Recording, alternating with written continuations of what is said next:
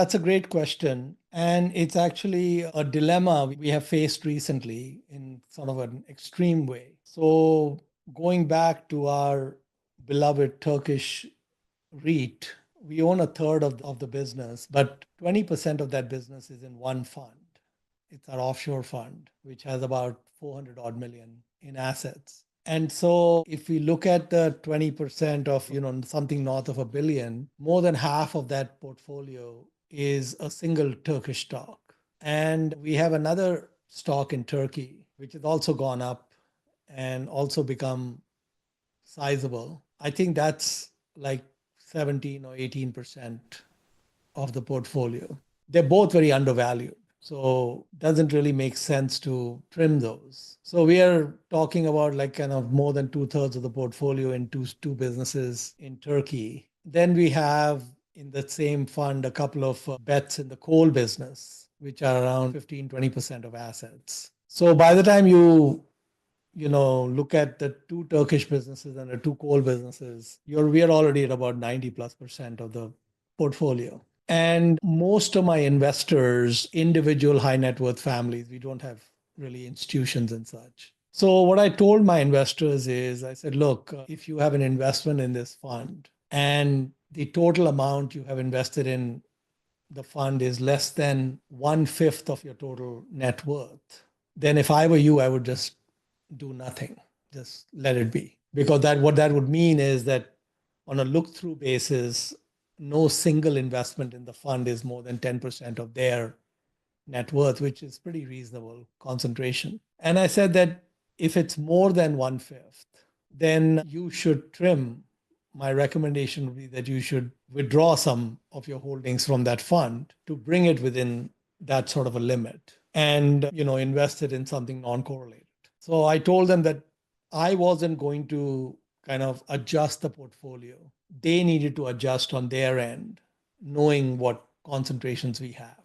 And we saw some investors act on that, which is good. And such they've kind of, adjusted things to kind of bring it within what they feel comfortable with. And so we spend a lot of time now giving a lot of data and transparency to our investors on the degree of concentration and how they can mitigate some of it. And so it doesn't make sense for us to trim something that is sitting at less than half of liquidation value. That just doesn't make much sense to do, especially because good investment ideas are very rare and hard to find. And I take the example of the Walton family, Sam Walton. So Sam Walton, when Walmart had its IPO in 1970 or thereabouts, his family owned about 36% of Walmart at that time.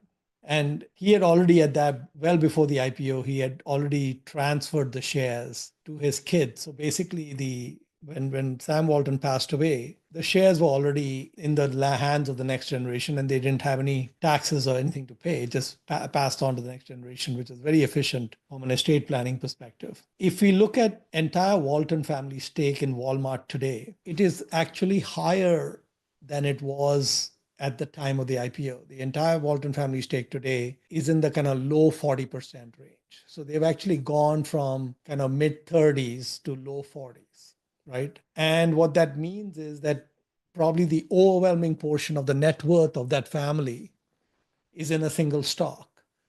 It's in a stock where Sam Walton hasn't been around running that place for more than 30 years.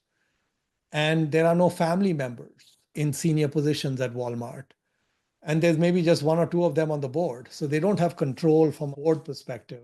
And basically, they're extremely concentrated. And so I told my investors that we are not founder or part of the management or on the board of the large position we have in Turkey of Resas, but I think of it as a family business. I think of it like Walmart.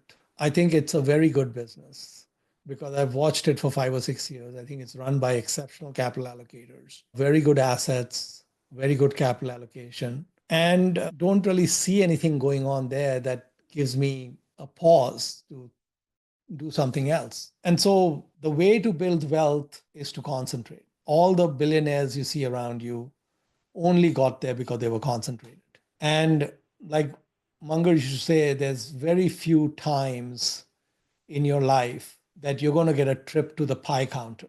And when you get a trip to the pie counter, you need to load up big time on the pie. You don't need to just take one bite of the pie. You need to load up because it's not going to happen that many times. I don't expect to ever find another stock at 3% of liquidation value in my lifetime. So that's the way it is. That's how we think about portfolio concentration, all that. We don't have any hedges or anything. We're not going to trim positions just because they get too large. Just like the Walton family has not trimmed because Walmart got too large. They've actually bought more stock since the IPO.